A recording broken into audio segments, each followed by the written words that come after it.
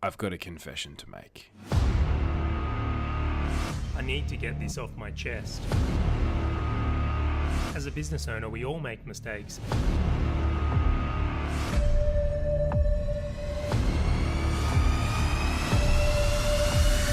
I've got to confess. And we are live for part 2.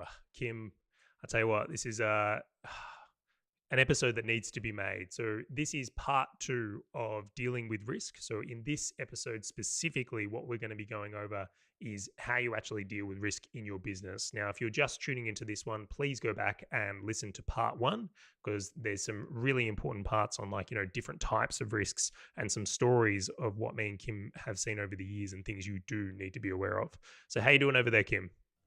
I'm doing, as always, super well, Mr. Charley. So pumped to get into risky business. Absolutely. I think that will be the title of this episode, Risky Business. It has to be now. So, we covered a lot in part 1 of this episode on the different types of risks and just some stories, as I previously mentioned. But in this episode, we want to really look about how we deal with risk, or as a business owner, how do we manage it and mitigate against it? So I think this should be a really interesting conversation. I'm really looking forward to hearing your point of view. So I'll ask from your side of things is, how do you deal with risk in your business?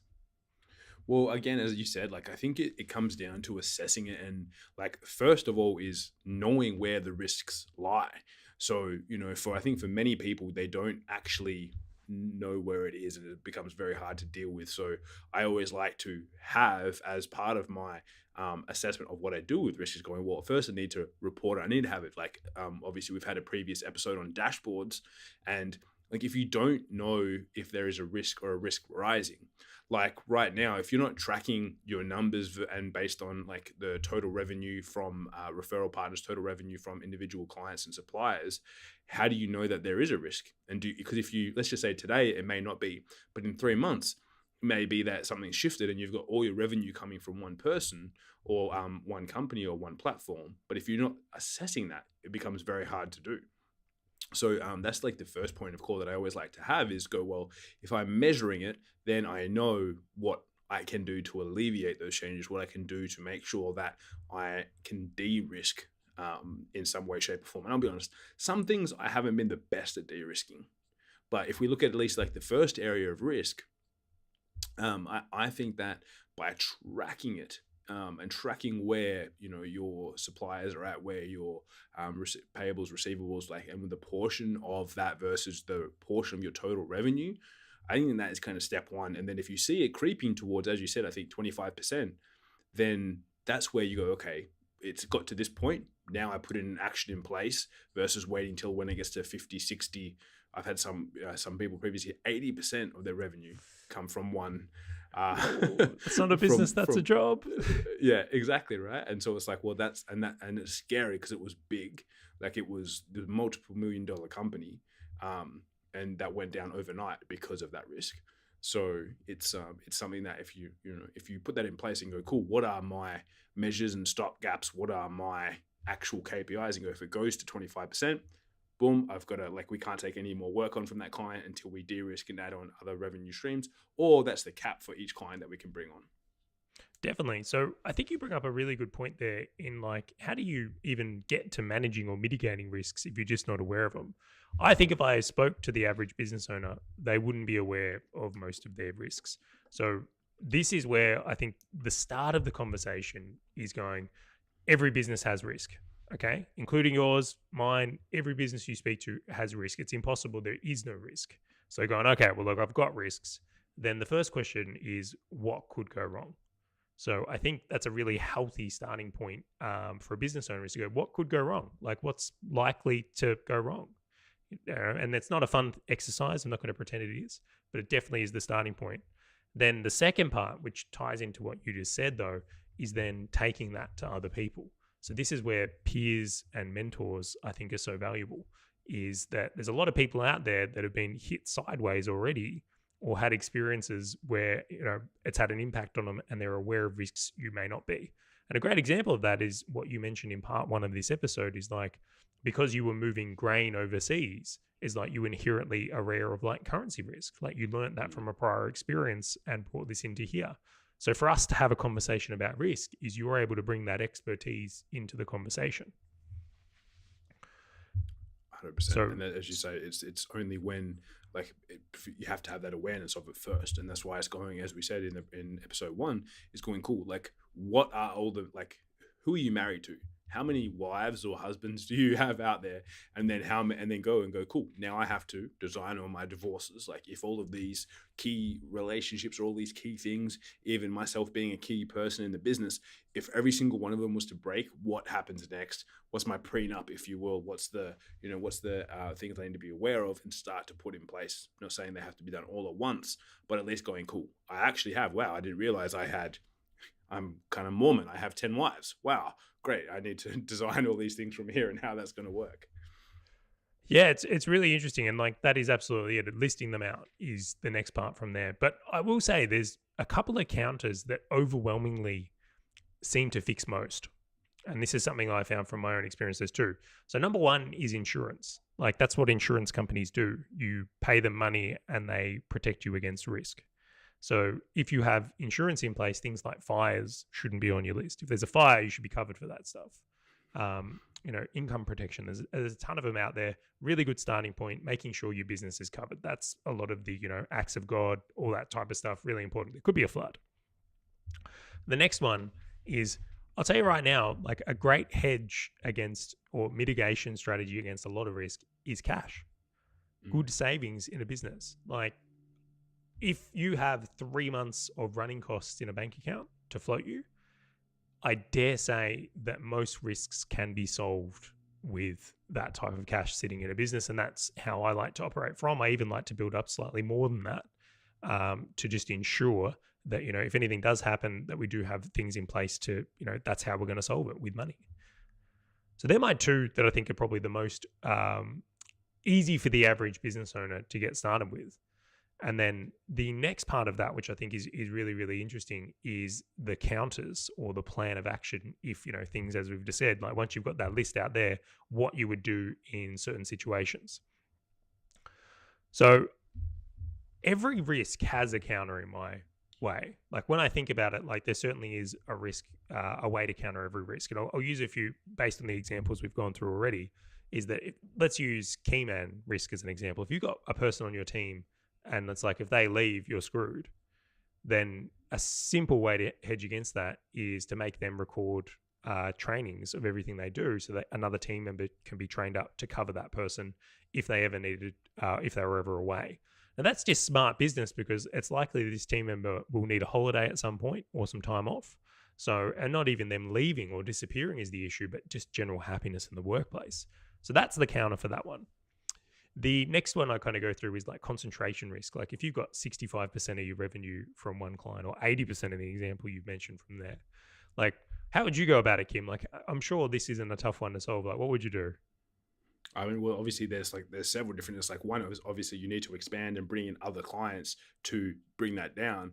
Or again, if we look at the 3 ways to grow a business, if you have one client that is heavily involved, you go, cool, how can we either sell more often or increase our prices or adjust our pricing structure with other clients so that percentage starts to drop down in comparison to everything else. But I would also cease taking on additional work from that client and just keep it at that level until everything else adjusts, or even potentially decrease depending on the volume of clients that you have. Let's say you only did have 5 clients and one was at a heavy percentage there, then I'll go, well, actually, when they're coming back, going, well, we can service you to this level at the moment, just for the next month or 2 months, whatever it may be. Absolutely. I mean, that's what I meant. You don't need a degree to deal with risk. A lot of the answers you feel like, well, okay, well, that we can solve these right now just in conversation, which is the beautiful thing. Another one I'll throw in is contracts. Like if you've got that amount of risk to a client, you may want to consider going, well, look, you're a big part of my business. We need to contract in that you are going to be with us for the next 12 months. And things like that can be really great from a protection point of view. Yeah, 100%. Okay. So as we're kind of going through here, and I'm sure we could go through many, many more examples, is like there's always this counter that makes a really big difference. So I'll go through another one here. Let's look at platform risk. Like right now, if you're a business and you rely on Facebook for your lead generation, what would you go through? And you probably do rely on Facebook a little bit for your lead generation.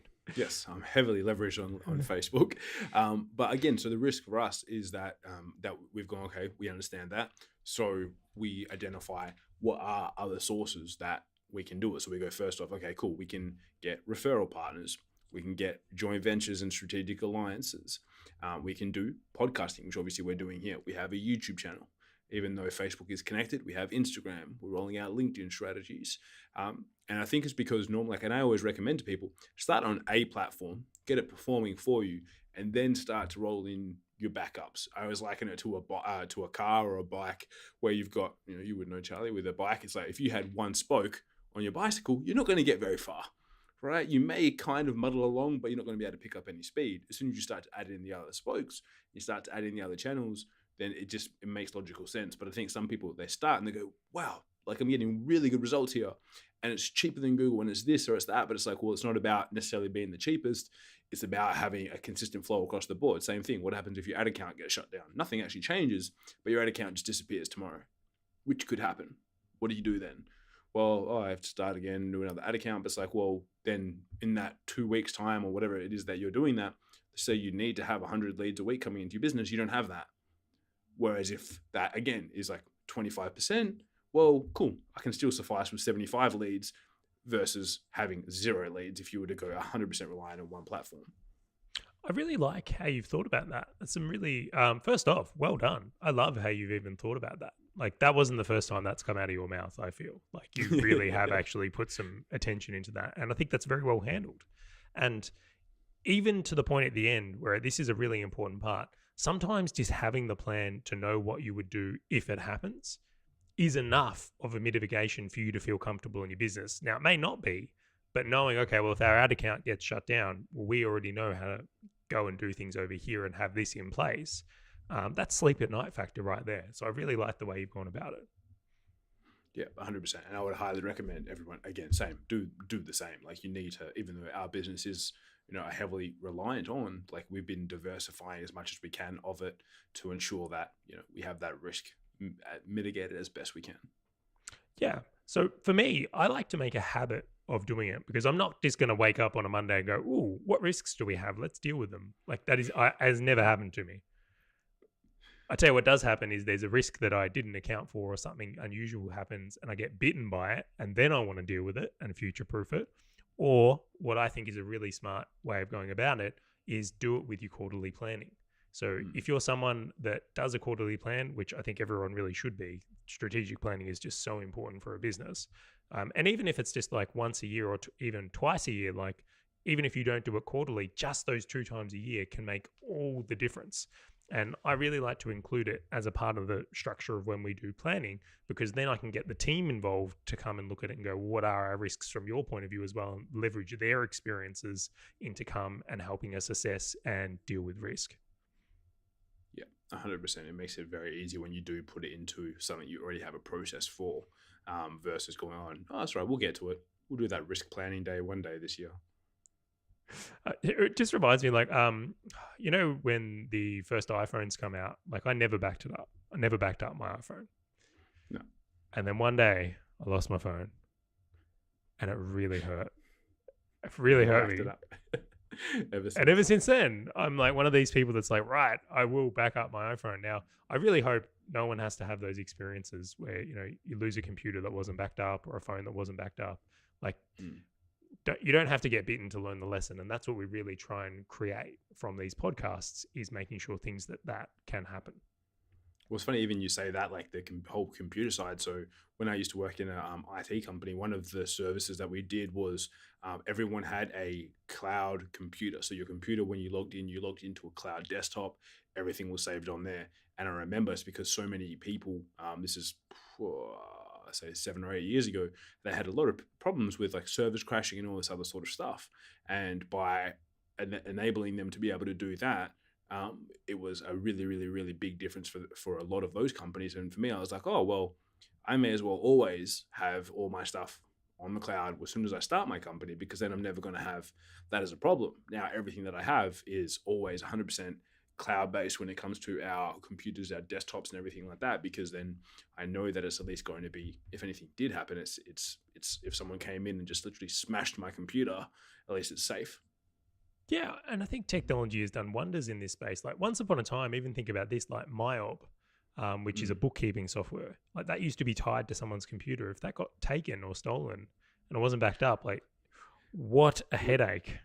We used to have to take home. So we used to work at an accounting company as well. So we had some client, when I was at the IT company, we had to take home backups for certain people. When I was at the accounting company, we would have certain people responsible. It's like, cool, you've got to take home the Maya backups every day, take them home, because if someone goes in and the office burns down, you can't leave the backups with this. So you have to take them home every day. Next day you bring them back, update them back and forth every single day. Well, I can appreciate their efforts on risk mitigation. I think that's really clever. Again, it's quite interesting, Kim, because like as we're discussing this, like obviously other stories and things and memories are twigging, but it's like those businesses you had worked with or been a part of in the past had really considered risk and considered it well. So maybe subconsciously, this is a strength area for you. Super key, man. Absolutely. All right. So is there any other points you think we should let people know about risk, or anything you think people should put into consideration as a starting point with risk? Well, I think as you said, like, I mean, really, if you map out what you have and do that, and as well, like you do it, and then like speak to an insurance company as well. Like they'll identify and point out risk for you too, that they can see off the top, because it is hard sometimes to see the forest through the trees and all these different sorts of things. And obviously what we've shared is what we're aware of, but who knows what else your business has. So, speak to people that can give you that advice. And as well, even if it's not scary, as you said, like it's not a pain right now, you never know the day when you're going to drop your iPhone on the toilet, right? You never know the day when something's going to happen. So you may as well start planning. If you've just done, being in Australia, at least the first month of the financial year, if you've just done your planning, look and go, cool, did we assess risk? No, we didn't. Cool, next year we're going to put it into our agenda. And for now, let's at least put out a plan and go, cool, what are the areas that we have? What do we need to start thinking about? So at least it becomes in the front of your awareness, and then you can start to do things about it. Not saying you have to overhaul everything right now, but at least start thinking about it. Absolutely. My hope is these episodes of the podcast we've recorded gets the wheels spinning. This isn't the complete solution. There are more types of risk. There are different ways of dealing with risk, but at the very least, I hope it gets you thinking about risk and having those conversations with mentors, other business owners, so that you can start preventing, what if shit happens, in all honesty. If any of these things happen, how am I going to deal with it? Because looping back to the story in the beginning is I don't actually wish that amount of stress or sleepless nights on anyone, and it's just not worth it. So spend the time, get started with this stuff, probably listen to this podcast again, or these two podcasts, and just think about, how does this apply to me? Any of these applicable to my business? And like, where could I get started or speak to other people about this topic?